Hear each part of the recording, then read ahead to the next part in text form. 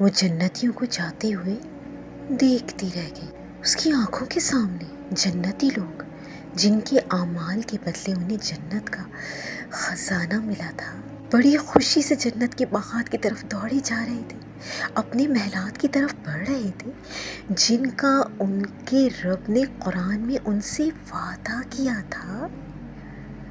ایسی خوبصورت اور آرام دہ جنت جس کا تصور بھی نہیں کیا جا سکتا، جہاں حوریں اور خدام ہاتھ باندھے ان کا استقبال کریں گے، ان کے لیے اعلیٰ پکوان اور چھلکتے جام کا اہتمام کیا جائے گا، جہاں ان کا رب سلام کرے گا، پھر اپنا دیدار کروائے گا۔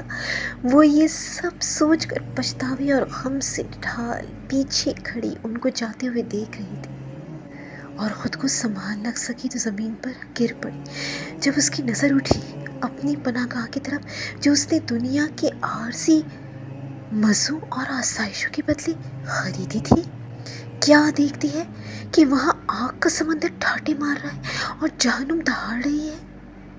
وہ غم میں بے بسی سے زور زور سے چلانے لگی اور اپنا چہرہ مٹی میں روندنے لگی، زمین پر زور زور سے ہاتھ مارنے لگی۔ یہ اس کی پناہ گاہ تھی۔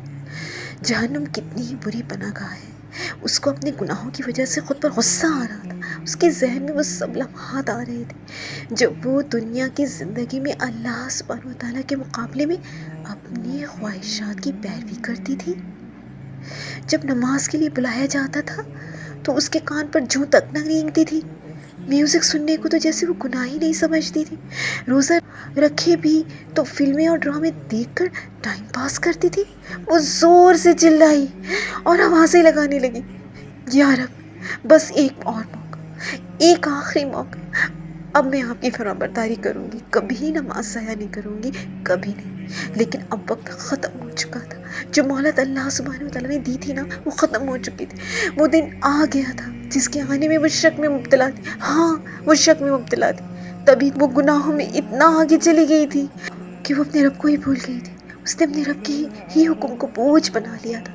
وہ چلاتی رہ گئی مگر جہنم کے داروغ آئے اور اسے باروں سے پکڑ کر گھسیٹتے ہوئے اس کی منزل تک پہنچا۔